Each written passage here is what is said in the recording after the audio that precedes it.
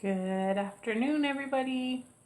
It's Lisa from the Canadian Homeschooler, and I thought I'd pop in today just to talk to you about how to homeschool with multiple children, because I know this is one that people tend to struggle with, the idea of having lots of kids and how to balance out the homeschool day with that. So today, that's what I thought I would talk about.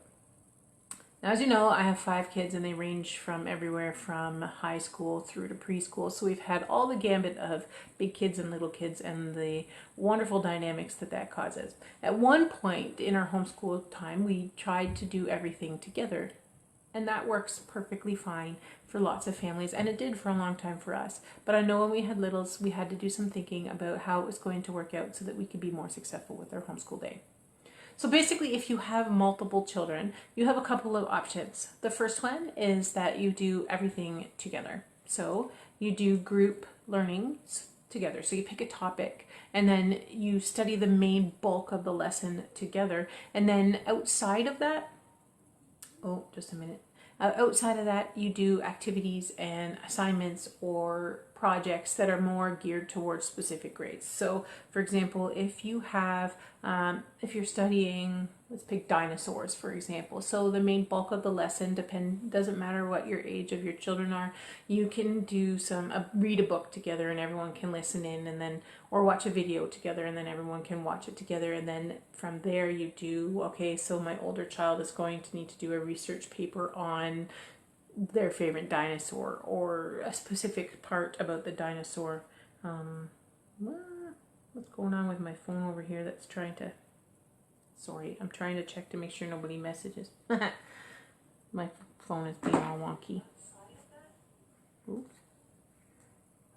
I'm so sorry. Everything went crazy there for a minute. Okay, so let's back up. So if we're doing dinosaurs together, you can do it as a group and either write a book or watch a video or do the bulk lesson together as a group. And then everyone splits off and does their own thing. So a preschooler might just color a dinosaur picture, and one in grade 1 might write a paragraph about their favorite dinosaur and then draw an illustration to go with it. Your middle school student might just ask them to write an essay or a little worksheet based on the dinosaurs that they like and get them to research facts and things about the dinosaurs. And then your older student could write an essay about dinosaurs and why they went extinct or whatever kind of topic. So you make it more in-depth based on the grade. So the main lessons together, and then you individualize the actual steps in learning from there. The other option is to rotate, and this is one that we have ended up falling into despite my hopes that group learning would work.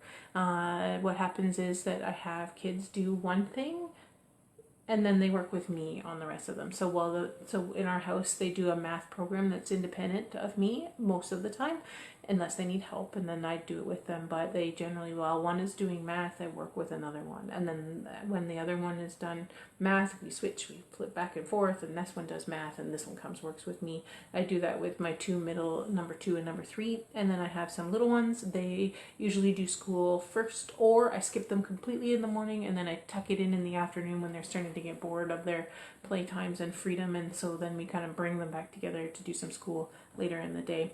And then I check in with my high schooler to see how he's doing whenever I need to. So the goal of doing things as a group is that it makes it a little easier for you as a parent if everyone's sort of doing a similar topic. You only really have to do the lesson once and then follow up with each child as they do their activity. But from our experience, what we found difficult was if you have kids with special needs or kids who are very active, or you have little ones who are running around and jumping off of couches and practicing their wrestling moves on the older siblings, that it gets to be a little bit challenging at times. We had kids wandering off to look for food in the middle of teaching time, so that ended up not working well for us, although we did do it for several years, and when they were little it worked great when we did theme-based topics. So that is one way you can do it. Now, what if you've got little kids, like littles, as I said, the ones who are diving off the top of the couch, or babies that need to be in your arms? So some of the things that we learned over the years is to lock them in, and that sounds terrible, but that's not what I really mean anything bad. So what we did is we generally put them somewhere safe. So we would baby gate down the living room so that they couldn't escape, and we would have lessons in the living room with the little ones jumping all over me typically, although sometimes it was the big brothers that paid for it. The other option is that you can do it during nap times if there are nap times to be had. You can also, I probably will talk more in depth about this in a separate video to make sure we cover it more in depth when I have my notes in front of me instead of winging it from my head. But we generally do things like give them something fun to do, or something special they can only do during school time, or you can do during nap times, or you can do distract them technique so they can have half an hour of watching a little kids TV show.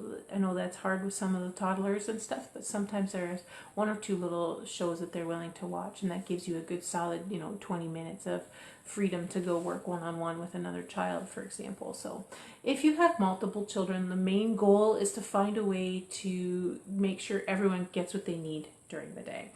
If that means doing groups and then splitting off, that's cool. If it means rotating through kids and working one-on-one, that's cool. That totally works as well. So anyways, there's a couple of tips about how to homeschool with multiple children. If you have any questions, don't forget you can leave a message below. I'm happy to chat about it. I've got lots of experience with having a noisy, crazy house, so amazingly they're quiet.